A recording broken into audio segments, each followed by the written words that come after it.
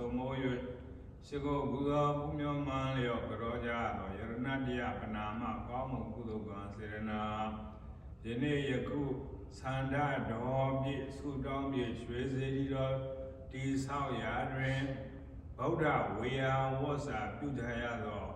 ကောင်းမှုကုသိုလ်ကံစေရနာဆောက်တည်ရသောသီလမြတ်ကောင်းမှုကုသိုလ်ကံစေရနာပွားများရသောဘာဝနာမြတ်ကောင်းမှုကုသိုလ်ကံစေရနာတို့ကြောင့်ဒုက္ခခတ်သိမ်းချုပ်ငြိမ်းရမှန်ပြီးနိဗ္ဗာန်သို့ချမ်းသာသောပฏิပတ်လွယ်ကူသောအကျင့်မြတ်ဖြင့်ကျင့်ကြံကြိုးကိုပွားများအားထုတ်နိုင်ကြ၍တန်တိဒုက္ခအငြိမ့်တမြတ်နိဗ္ဗာန်သို့ကိုယ်စီကိုယ်ငါမျက်မှောက်ပြုနိုင်သောသူတော်ကောင်းမိသားစုများဖြစ်ကြပါစေ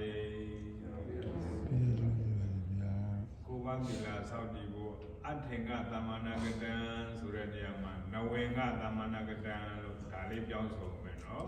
တဏ္ဍအတူတူပဲအဲဆိုကြမယ်အဟံဗန္တိအဟံဗန္တိတိရတိနာတာနဝေကသမ္မာနာကတံဘောဓရတိရံဓမ္မယာသာမိလောကံကတဝါတိရံတိသဝေရံတိသဗ္ဗတတ္တနာသဗ္ဗတတ္တနာကုသလဘာကံကုသလဘာကံအာစေမအာစေမတပိရောတို့သည်တပိရောတို့သည်ဤဖယားဤဖယားတဆင်ခြင်းတဆင်ခြင်းကောင်းမှုကုသိုလ်ကံသည် ကောင်းမှုကုသိုလ်ကံသည် နိဗ္ဗာန်ဤ နိဗ္ဗာန်ဤအထောက်အပံ့ရပါစေသာရပါစေသာဖြစ်ပါစေသာ ဖြစ်ပါစေသာရှင်မြတ်တို့ဖယား ရှင်မြတ်တို့ဖယားဤကောင်းမှုဤ ဤကောင်းမှုဤ အဖို့ဘာကကို အဖို့ဘာကကို ဤကြောင်း၌ဤကြောင်း၌ဆောင်းလျှောက်ပုံသော ဆောင်းလျှောက်ပုံသောကျောင်းဆောင်နာအပေါင်းတို့အား၎င်း ကျောင်းဆောင်နာအပေါင်းတို့အား၎င်းစေတီဆောင်နာအပေါင်းတို့အား၎င်း စေတီဆောင်နာအပေါင်းတို့အား၎င်းဘုံမစိုးနာအပေါင်းတို့အား၎င်းဘုံစိုးနာအပေါင်းတို့အား၎င်းယုတ်ကစိုးနာအပေါင်းတို့အား၎င်းယုတ်ကစိုးနာအပေါင်းတို့အား၎င်းအာကာကစိုးနာအပေါင်းတို့အား၎င်းအာကာကစိုးနာအပေါင်းတို့အား၎င်းသာသနာတော်ကိုသာသနာတော်ကိုဆောင်းလျှောက်ကုန်သောဆောင်းလျှောက်ကုန်သောနာအပေါင်းတို့အား၎င်းနာအပေါင်းတို့အား၎င်းဂိုင်းဘိုင်းနာအပေါင်းတို့အား၎င်းဂိုင်းနာအပေါင်းတို့အား၎င်းဂိုင်းထုတ်နာအပေါင်းတို့အား၎င်းဂိုင်းထုတ်နာအပေါင်းတို့အား၎င်းဝလာဟကနာအပေါင်းတို့အား၎င်းဝါလကနာအပေါင်းတို့အား၎င်းယေဘုဘလူနာအပေါင်းတို့အား၎င်းယေဘုဘလူနာအပေါင်းတို့အား၎င်းယေ၌နေကုန်သောလကားအပေါင်းတို့အား၎င်းယေ၌နေသောလကားအပေါင်းတို့အား၎င်းအမြပေးဝေပါကုန်၏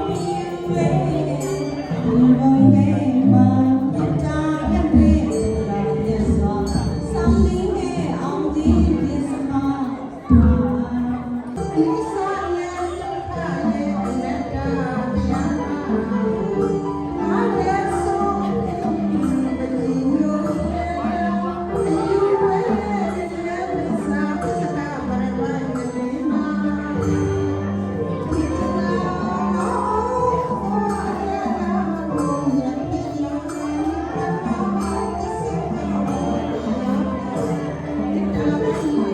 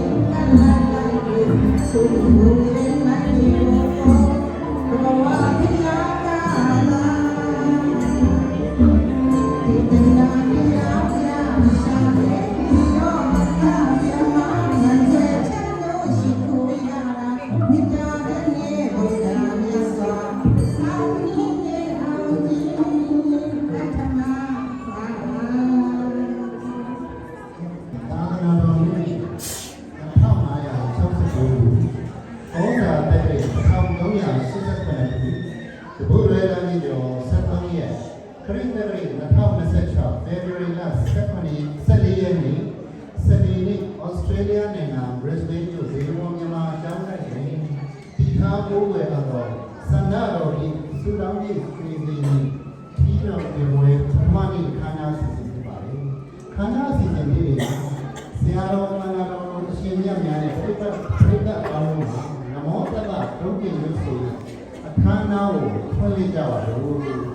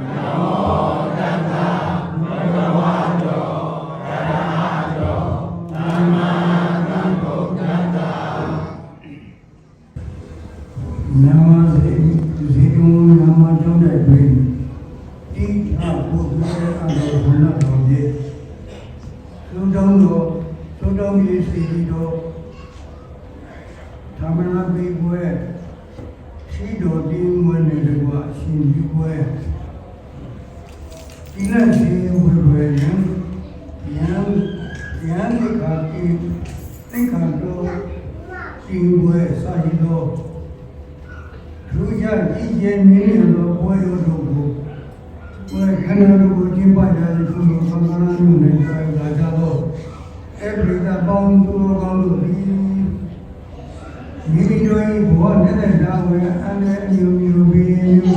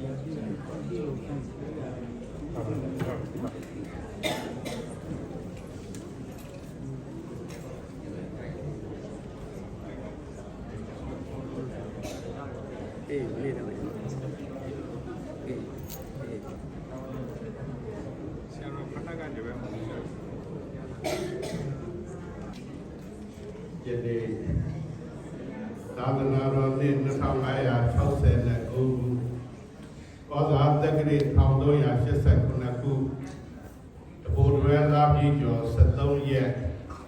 ခရစ်တက္ကရာ2026ခုဖေဖော်ဝါရီလ14ရက်စနေနေ့ဩစတြေးလျနိုင်ငံဘရစ်ဘိန်းမြို့ဇေတုံမြန်မာကျောင်းတိုက်တွင်တည်ထားကိုယ်ွယ်အပ်သောစန္ဒတော်ပြည်သူတောင်းပြည့်ရွေဒီတီထီတော်တင်ပွဲအခမ်းအနားယနေ့အကျိုးနေ့ပါယနေ့ဆရာတော်ကိဆိုင်နာကဦးဇင်းကိုစေတီတော်တည်ခြင်းနဲ့ပတ်သက်တဲ့အကျိုးတရားဟောပြပါဆိုလို့ဒီနေ့အဲ့ဒီအကျိုးတရားဟောပြမယ်နော်ဦးဇင်းတို့ရသော်ဘုရားသာသနာတော်မှာစေတီတွေတည်ထားကိုယ်ွယ်ကြတာကဦးဇင်းတို့ဘုရားရှင်မတိုင်ခင်ကတ္တဗဘုရားရှင်ကိုရောမြတ်ကြီးတတ်တော်2000အဲ့ဒီခေတ်ကလူတို့ရဲ့တက်တန်2000နော်လူတို့ရဲ့တက်တန်2000ခေတ်မှာရသော်ဘုရားရှင်ကိုရောမြတ်ကြီးပွင့်တော်မူပြီးတော့ပြိဋိဘံပြုတဲ့အခါကျတော့ကတ္တဗမြတ်စွာဘုရားရှင်ကိုရောမြတ်ကြီးရဲ့ဓာတ်တော်ဝေတော်တွေကိုတဲတဲ့ဇေဒီဟာတယုဇနာအမြင့်ရှိတယ်တယုဇနာအမြင့်ဆိုတာအခု12မိုင်ခွဲလောက်ယူတယ်နော်အမြင့်12မိုင်ခွဲလောက်ရှိတယ်အဲ့ဒီဇေဒီတော်မြတ်ကြီးကိုတည်ထားကိုးကွယ်တာအဲ့ဒါကိုတခါမတွေရသော်ဘုရားရဲ့ရွှေဇေဒီတော်ကြီးအဲ့ဒီတယုဇနာအမြင့်12မိုင်ခွဲလောက်ထိကိုတည်ထားကိုးကွယ်ခဲ့တဲ့ဇေဒီအဲ့ဒီဇေဒီနေရာကတစ်ဖြည်းဖြည်းနဲ့ဘုရားတဆူကြားမှာနှစ်ပေါင်းတန်ပေါင်းဘီလီယံပေါင်းများစွာကြာတဲ့အခါကျတော့တစ်ဖြည်းဖြည်းနဲ့ညီတွေကဖုံးသွားအခုကျွန်တော်ဘုရားကရောက်ပြီးသိမှာပါအခုဘုရားဝင်းနေနှိပ်သွားပြီလေအခုကပိလဝတ္ထုတို့ရသော်ဘုရားနန်းတော်ကောင်မြေယာလေးဆိုမြေထဲရောက်ကုန်ပြီလေဒေတုံကျောင်းတော်ရာတို့ဒါနှစ်ပေါင်း2000ကျော်တော့မှဟိုကနှစ်ပေါင်းဘီလီယံပေါင်းတန်ပေါင်းများစွာကြာတဲ့အခါကျတော့သူကအဲ့ဒီမှာတဖြည်းဖြည်းနဲ့ဖုံးသွားတယ်တရားကျတော့မြတ်စွာဘုရားရှင်ကိုရောမြတ်ကြီးဗာရဏသီမြို့ကိုကြွအဲ့ဒီဗာရဏသီမြို့ကြွရင်းနဲ့တောရိယရွာရဲ့အလုံးနဲ့အဲ့ဒီမှာရသော်ဘုရားရှင်ကိုရောမြတ်ကြီးကသံဃာတော်တွေနဲ့ခဏရပြီးတော့ရှင်အာနန္ဒာကိုအဲ့ဒီလဲထွန်းနေတဲ့တကောင်သွားခေါ်တာထိုင်တယ်အဲ့ဒါနဲ့လဲထွန်းနေတဲ့တကောင်ခေါ်လာတော့အဲ့လဲထွန်းနေတဲ့တကောင်ကရသော်ဘုရားရှင်ပုဂ္ဂိုလ်ပဲနဲ့သူကအဲ့ဒီတောင်ကုန်းလေးမို့လေးနေရာလေးမှာပဲသွားပြီးတော့သူကရှက်ခိုးနေတော့မြတ်စွာဘုရားမေးတယ်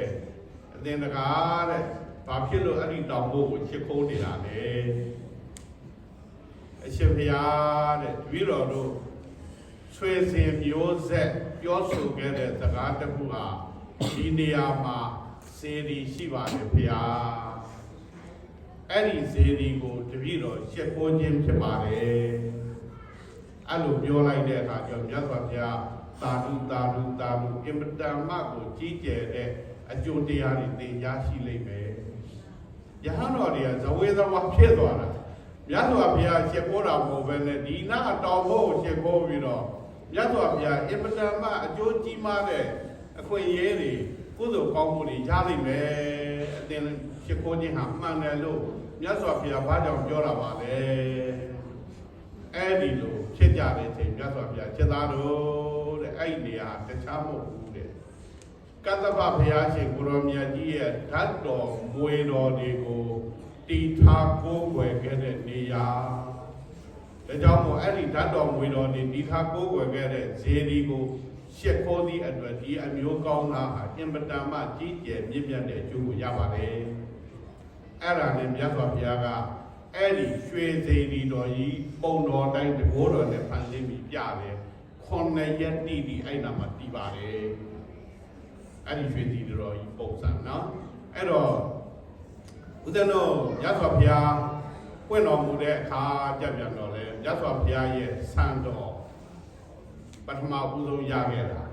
ဘယ်နိုင်ငံသားလဲ မြန်မာနိုင်ငံသား မြန်မာပြည်က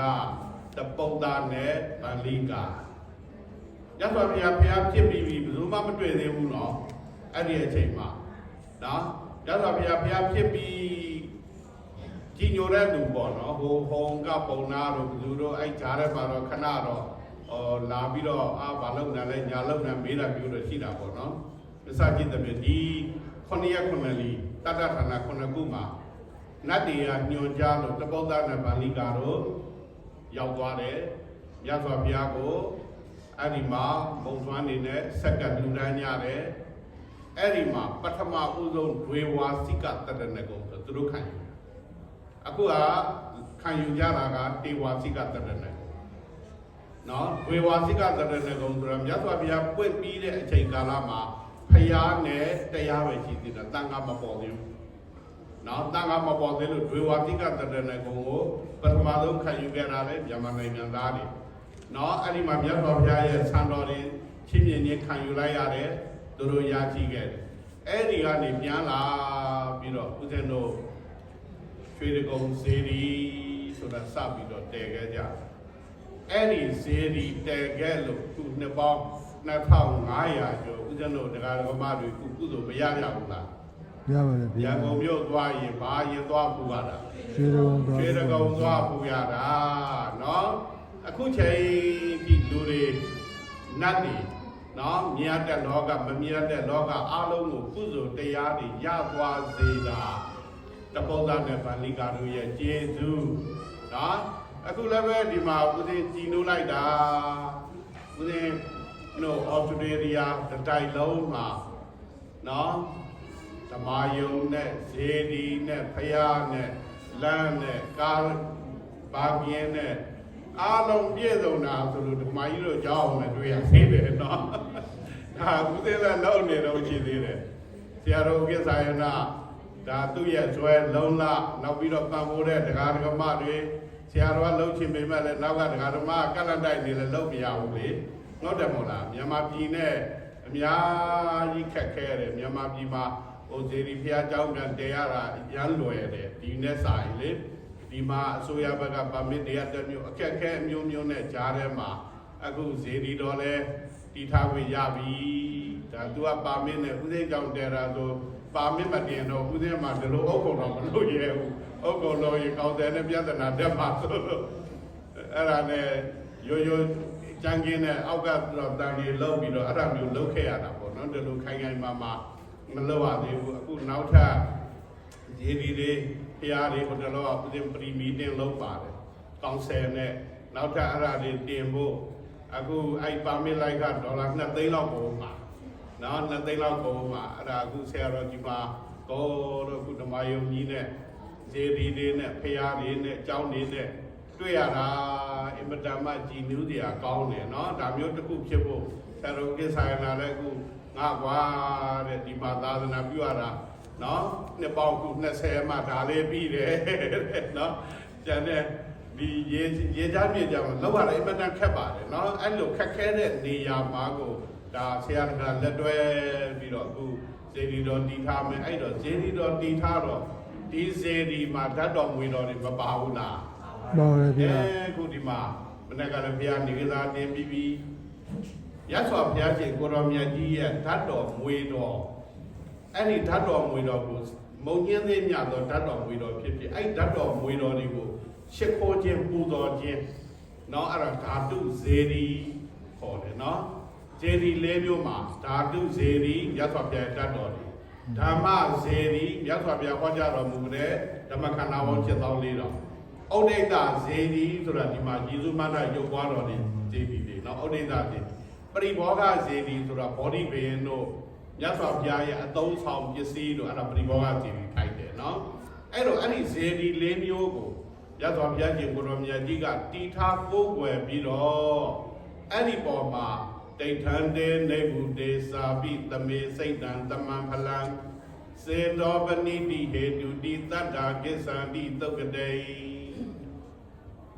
ငါဘုရားကတတ်တော်ထေရှားဘုရားရှိတဲ့အချိန်မှဖြစ်ဖြစ်ငါဘုရားရှင်ကိုရောမြတ်ကြီးပြိဋိဘံပြုပြီးတော့လွန်တဲ့အချိန်မှာပဲဖြစ်ဖြစ်အဲ့ဒီတရားဓမ္မတွေကငါဘုရားကိုယုံကြည်ကိုးကွယ်စိတ်ကပ်ပြီးတော့ လူထမ်းမယ်ဆိုလို့ရှိရင်ဖျားရှင်တက်တော်တင်ရှားရှိမှလူထမ်းတာနဲ့ပြိဋိဘံပြုပြီးမှလူထမ်းတာအကျော်ဟာကွဲပြားမှုမရှိဘူးအတူတူပဲတက်တဲ့ရတယ်ဘာတူမြရမယ်လဲစေတနာတရားတူမြရနော်စေတနာရာတူမြမယ်ထက်တန်နဲ့တကယ်စေတနာနဲ့တာဘုရားဘုရားရှင်ကိုပူဇော်ပါအဲ့လိုပူဇော်မယ်ဆိုရင်အမတန်မှကိုကြီးကျယ်မြင့်မြတ်တဲ့အကျိုးကိုရသေးတယ်အဲ့ဒါကပရိနိဗ္ဗာန်ပြုပြီးမှဖြစ်ဖြစ်မပြုခင်မဖြစ်လူရအတူတူပဲနော်ပရိနိဗ္ဗာန်မပြုခင်တော့ကမြတ်စွာဘုရားကိုဆွမ်းသွားကြလို့မြတ်စွာဘုရားဟာသူကတော့ငါကောင်းတာကြီးကောင်းတဲ့ဆွမ်းနေဟင်းတွေကတည်းဆိုဝါသာပြီးလောဘနဲ့ပုံပေးမယ်မထင်နဲ့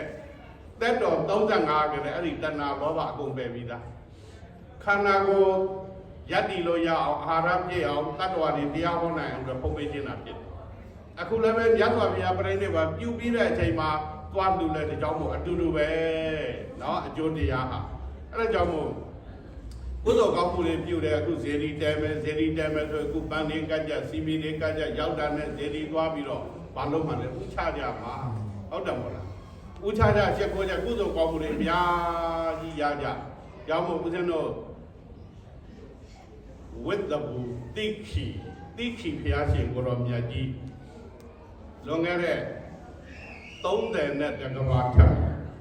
တိခိဖျားရှင်ကိုရောမြတ်ကြီးပွင့်တော်မူခဲ့တယ်အဲ့ဒီဘုရားရှင်ကိုရောမြတ်ကြီးပွင့်ပြီဆိုတော့ဒီယသိဆရာကြီးတယောက်ကသူတပည့်တွေနဲ့ငါတို့ဘုရားသွားဖူးရအောင်လောကမှာဘုရားပွင့်နေပြီလို့သွားတာအဲ့ဒီမှာသူတို့တဲနေတဲ့ဇယတ်တစ်ခုရောက်တဲ့အခါကျတော့သူ့ရဲ့ကျမ်းမာကြီးဖောက်သွားပြီအဲ့ဒါဖောက်သွားတော့ကဲငါတပည့်တို့ငါကတော့ဘုရားရှင်ကိုငါကိုယ်တိုင်ဖူးမြော်ပြီးဘလို့မှမရနိုင်တော့ငါကျမ်းမာကြီးငါသိတယ်ဆက်ပြီးတော့လည်းငါမသွားနိုင်တော့အဲ့တော့ရသော်ဘုရားရှင်ကိုရောမြတ်ကိုမှန်းပြီးတော့ပန်းစေဒီလုပ်ပြီးတော့လှူခြင်းတယ်တပည့်တို့ငါမသေးခင်ငါရဲ့ဆန္ဒဖြစ်ပြီးပါဆိုပြီးတော့အဲ့ဒီပန်းစေဒီလုပ်ပြီးပန်းဒီတောပန်းနေနော်အဲ့ဒါဒီခူးပြီးတော့ပန်းစေဒီလုပ်ပြီးတော့လှူထမ်းပြီးတော့သူအဲ့မှာဆုံးသွားဘုရားတက်တော်တင်ကြမဖူးလိုက်ရဘူးနော်အဲ့ဒါ30နဲ့တကဘာထက်အတွင်းထဲမှာစัจ java ရဲမင်းအကျိတ်1000ဖြစ်တယ်နော်ကြားမင်းအကျိတ်1000ဖြစ်တယ်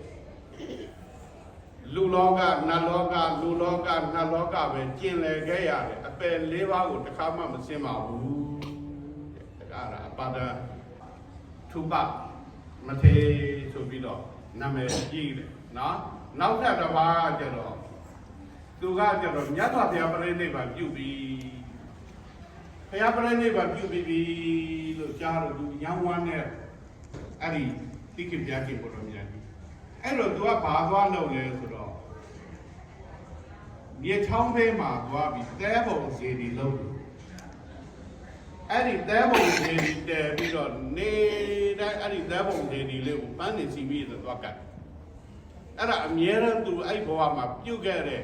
ကောင်းမှုကြောင့်အခုဒီ30တကဘာမှာသူလည်းအပယ်လေးပါးတစ်ခါမှမဆင်းပါဘူး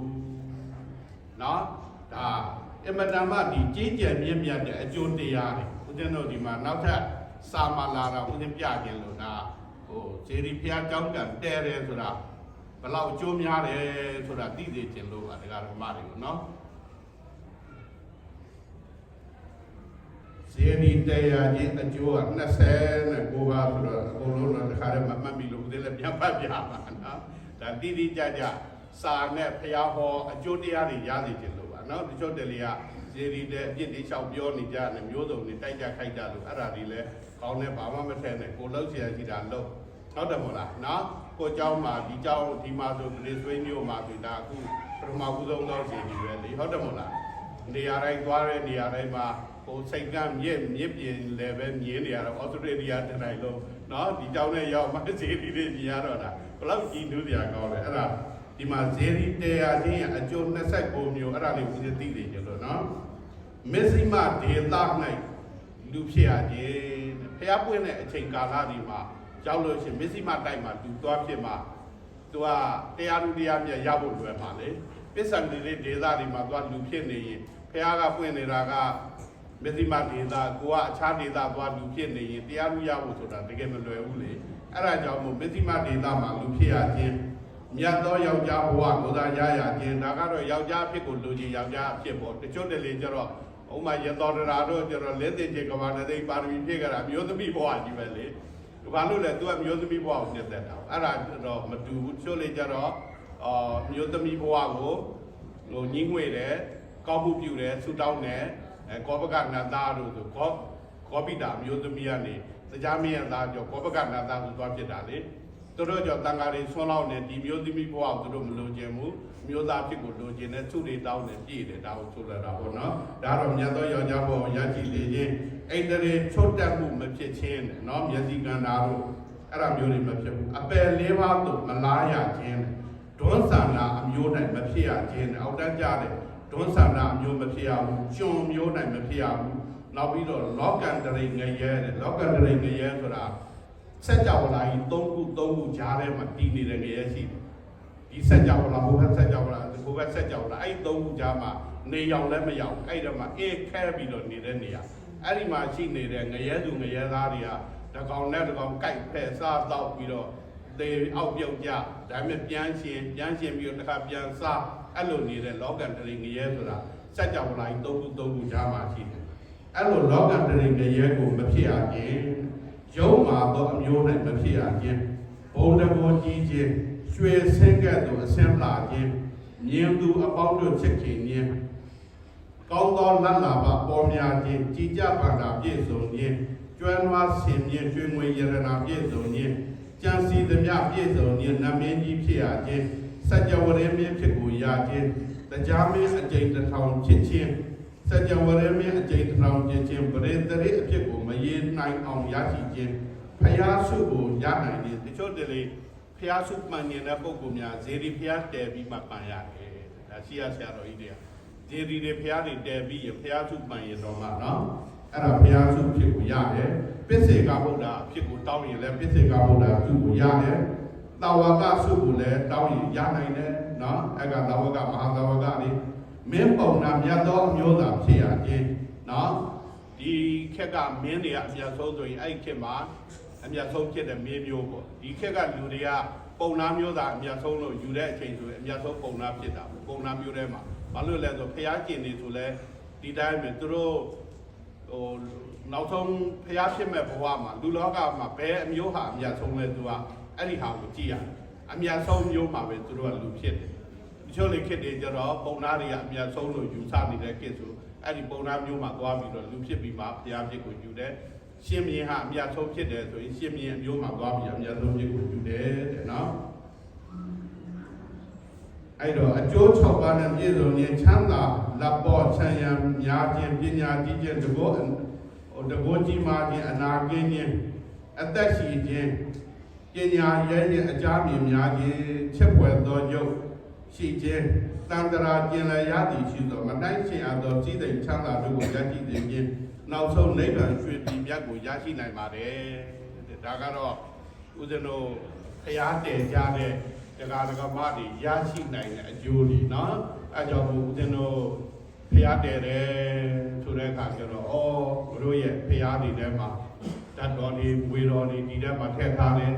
ဒီဓာတ်တော်ဝေတော်တွေဟာဘုရားရှင်ကိုတော်မြတ်ကြီးရဲ့ကိုစားအခုသာသနာကတ္တဗဘုရားရှင်တို့ကျတော့နှစ်ပေါင်း2000လောက်ဆိုတော့ဘာမှလုပ်ခဲ့လဲဆိုတော့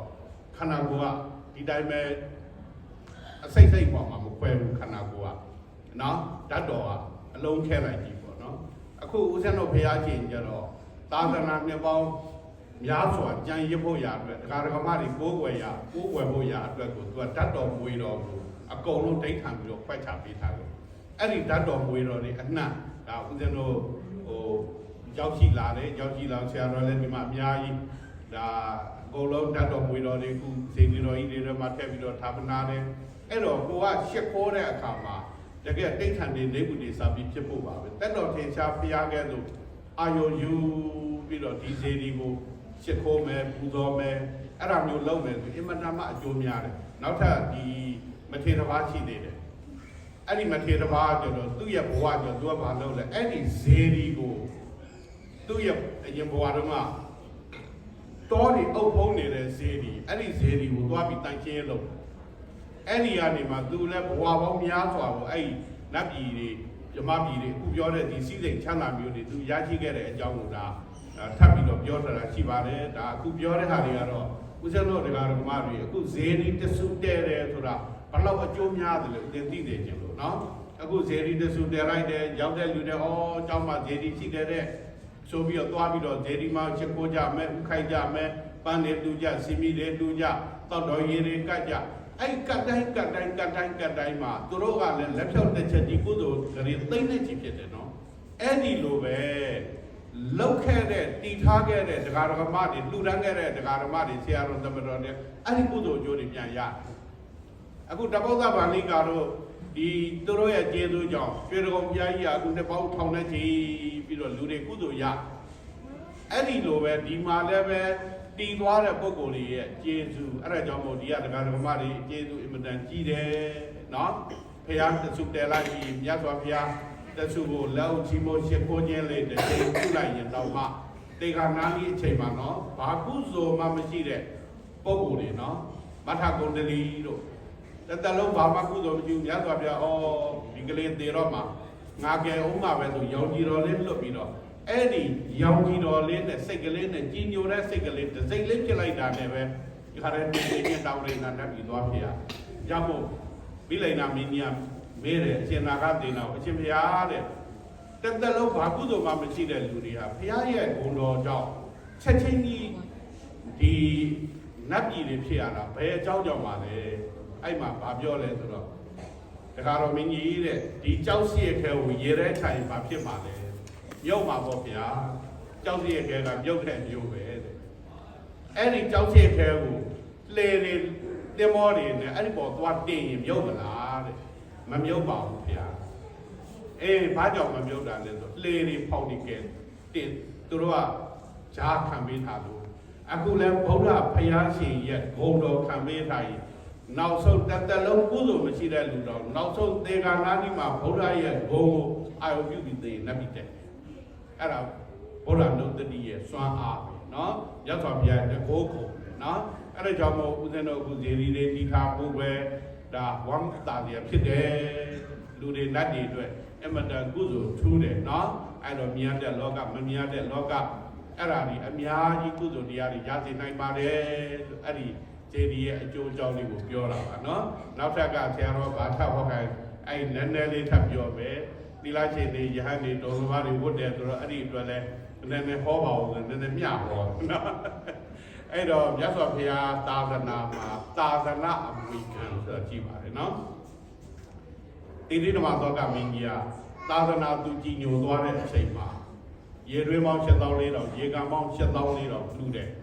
အခုအိန္ဒိယတိုင်းလုံးမှာမြတ်စွာဘုရားပွင့်တော်မူတဲ့ဓာတ်နေရာတွေမှန်သမျှအကုန်လုံးသူကြောက်စားလိုက်နေအကုန်လိုက်ဆိုင်ပြီးအမှတ်သင်္ကေတအကုန်လုပ်ပြီးကြအဲ့ဒါကြောင့်မို့ဦးဇင်းတို့ပြန်ချတွေ့နော်အကုန်လုံးသူ့ရဲ့အတော့ကကြောက်စားတိုင်းနေအဲ့ဒီကြောက်စားတိုင်းနေတဲ့အကုန်လုံးအဲ့ဒါတွေကိုလုပ်ခဲ့တဲ့တိရိဓမ္မသောကမင်းကြီးကရှင်မပေါဂလိဗုဒ္ဓဒိဋ္ဌမထေရကိုမေးတယ်အရှင်ဘုရားတဲ့ပြီးတော့သာသနာအမွေခံလိုက်ပါလားတပည့်တော်လူကအများကြီးပဲဗျာအဲ့တော့တပည့်တော်သာသနာ့ဝင်ခံလိုက်ပါပြီလားဆိုတော့တက္ကတော်မင်းကြီးတဲ့တတ်နိုင်လို့တက္ကတော်ပစ္စည်းတွေဘောဒီပေါင်းလို့တဲ့သာသနာ့ဝင်မခံနိုင်သေးဘူးတဲ့အဲ့ဒါဆိုရင်ဘလို့ပုဂ္ဂိုလ်ကသာသနာ့ဝင်ခံလိုက်တာပါတော့အရှင်ဗျာတက္ကတော်မင်းကြီးကိုယ့်ရဲ့ရင်သွေးဖြစ်တဲ့သာသမီတွေသာသနာ့ဘောင်နဲ့သွတ်သွဲမှသာလေသာသနာ့ဝင်ခံလိုက်တာကိုရဲ့ပါလေသာသမီတွေနော်အဲ့ဒါကိုသာသနာပေါ်မှာသွတ်သွင်းပေးရတယ်တဲ့သာသနာတော်တွေသူ့အတူတပတ်နေတည်းရဲ့နေနော်အဲ့ဒါမျိုးလေးတွေသာသနာပေါ်မှာသွတ်သွင်းပြီးတော့သူတို့ကိုလုပ်ပေးလိုက်မယ်ဆိုရင်မိဘတွေမှာသာသနာမွေခံလိုက်တယ်နော်သာသနာမွေခံလိုက်တဲ့မိဘတွေဖြစ်တယ်ဆိုတော့အဲ့ဒါနဲ့နောက်လည်းကြည့်တော့သူ့ရဲ့သားတော်မဟိန္ဒသမီးတော်သံဃမိတ်တာအဲ့ဒါနဲ့ဖကမဲတော်ကြီးတဲ့အဲ့ဒါဆိုရင်သူတို့ခွင့်ပြုပါပါရမီရှင်တွေလေဒီဘဝရဟနာဖြစ်မဲ့ပုဂ္ဂိုလ်တွေဆိုတော့မ င်းကြီးမင်းသားတွေဆိုရင်အဲ့ဒါနဲ့ကဲကောင်းပါပြီဆိုပြီးသူတို့ယဟန်ပြုပြီးတော့တရားတွေအားထုတ်လိုက်တယ်ယဟန်ကိစ္စလည်းပြီးရောအခုကိုယ်တိုင်ကိုယ်ဌာနသာသနာပြုလုပ်တဲ့အခါကျတော့တိရိလကနိုင်ငံမှာနော်ရှင်မဟိန္ဒနဲ့သမီးတော်သံဃာမိတ်တာထေရီတို့သွားပြုလို့တိရိလကတချွန်းလုံးသာသနာ့ကိုလင်းခဲ့ရတယ်အဲ့ဒါသာသနာ့မွေခံတိုက်လို့နော်အဲ့ဒါကြောင့်မိဘတွေရဲ့ကျေးဇူးအဲ့ဒါသာသနာ့မွေခံတိုက်တယ်အဲ့ဒါရဲ့နောက်တစ်ခုကဦးဇင်းတို့ဒီမိတွဲတော်ဘောရမီကြီးလျှောက်တဲ့စကားရှိတယ်ရေညောမာတာမဟေတိတိသုလဘာနာမမိတိနံဗုဒ္ဓမာတာတိယာနာမံဧတံပရမဒုလဘံဆိုတဲ့အဲ့ကာထာလေးနော်ရသော်ဘုရားတဲ့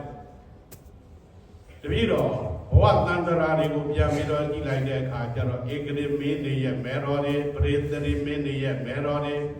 တထဲတွေတကြွယ်တွေရဲ့မဲတော်တွေတပည့်တော်အကျဉ်းချင်းဖြစ်ခဲ့ရပါတယ်ဘုရားတဲ့နော်ဗုဒ္ဓဘာသာတိယာနာမံတဲ့ဟာဒီဘုရားရဲ့မဲတော်ဆိုတဲ့နာမည်ကျတော့ဒီတဘဝလေးပဲရပါတယ်ဘုရားဗုဒ္ဓမဲတော်ဆိုတာမကြခဲ့ဘူးတဲ့တန်တရာကြီးတစ်ချောင်းလုံးဧကရေမင်းတွေပရိသရိမင်းတွေစัจ java ရေမင်းတွေအကျဉ်းချင်းရဲ့မဲတော်ပြီးတော့ရတယ်အမှန်တန်ခဲရင်ပါတယ်ဘုရားရောက်မို့သာမဏေရ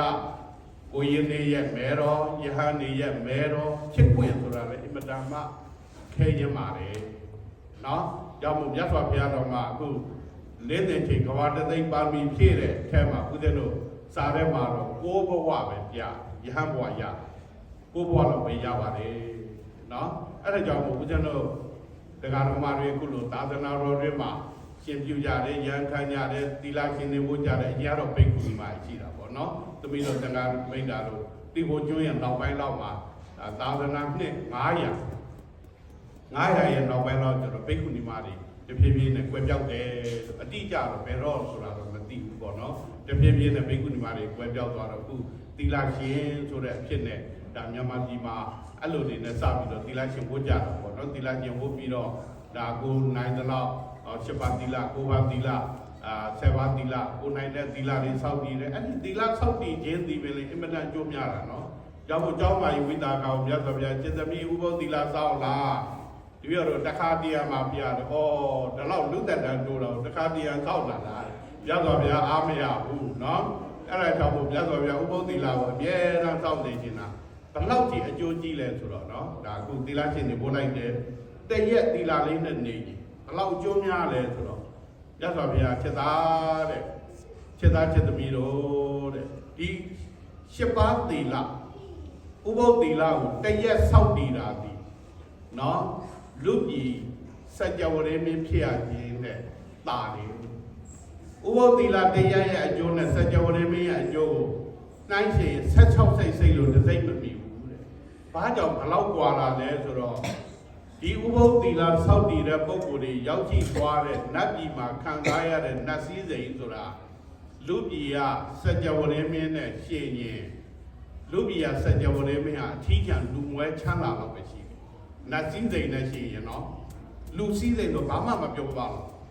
။ဒီဥပုသ်သီလလေးတစ်နေ့တစ်ရက်လောက်စောင့်တည်လိုက်ရင်တော့မှအင်မတန်မှကြီးကျယ်မြင့်မြတ်တဲ့အကျိုးတရားတွေရသေးတယ်။ဒီကြောင့်မို့သီလရှင်တွေဟုတ်တဲ့သီလရှင်တွေလည်းတစ်ရက်နေနေ2ရက်နေနေကိုသီလနဲ့ကိုပြည့်အောင်နေရမယ်နော်။အဲ့ဒါမှအကျိုးများယဟန်ဖြစ်တဲ့ပုဂ္ဂိုလ်တွေကလည်းယဟန်ခံတဲ့ဦးဇင်းတွေကလည်းပဲသူတို့ရဲ့သီလလေးတွေနဲ့တစ်ရက်နေနေဘုရားရှင်ရဲ့အဆုံးအမသီလနဲ့တစ်ရက်နေခဲ့တစ်ရက်ဝမ်းသာ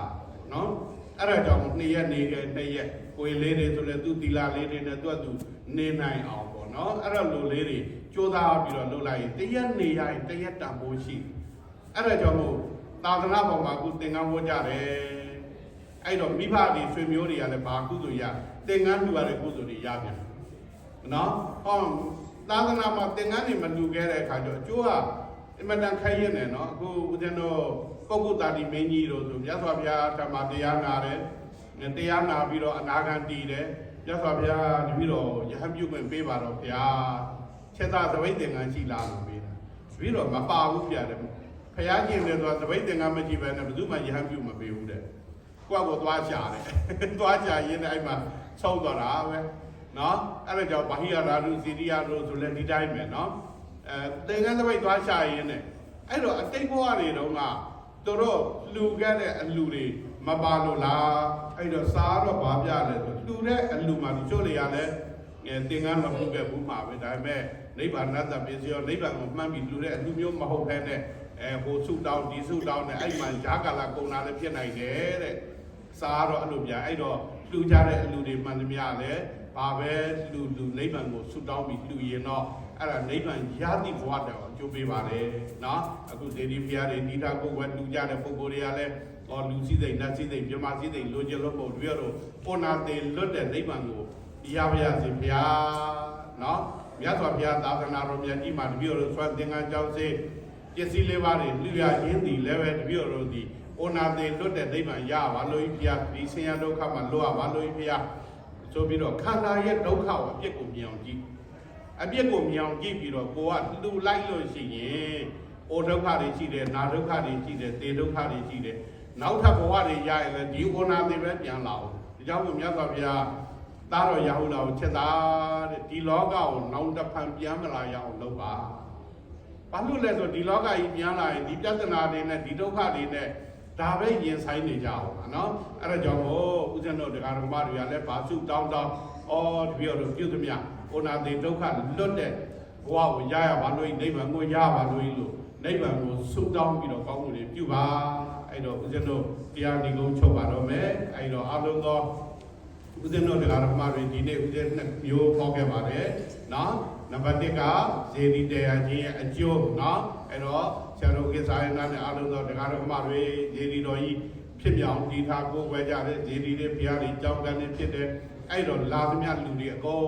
လုံးကုသိုလ်ဘဝမြန်လောကမမြန်လောကအကုန်လုံးကုသိုလ်ဖြစ်ရတယ်နောက်တစ်ခုကယဟန်ပြုအပ်ခြင်းတာမဏေပြုအပ်ခြင်းသီလရှင်ဝတ်ခြင်းအကျိုးတရားယနေ့ဤတရားကိုနာယူပြည့်တက္ကလာဦးဇင်းတို့တရားဓမ္မပေါင်းသူတော်ကောင်းတို့တွေသည်မတ်ဖို့နိဗ္ဗာန်ရသည့်တိုင်အောင်ကျင့်ကြံကြိုးကိုပွားများအထောက်နိုင်ကြကုန်ပြီလျင်ဩနာသေးရေဒုက္ခဘေးမှာကင်းဝေးရမှာမြတ်နိဗ္ဗာန်သို့ရလွယ်ရောက်လွယ်မြတ်မောပြုလွယ်နိုင်ကြပါစေကုန်တော်တည်း သာဓု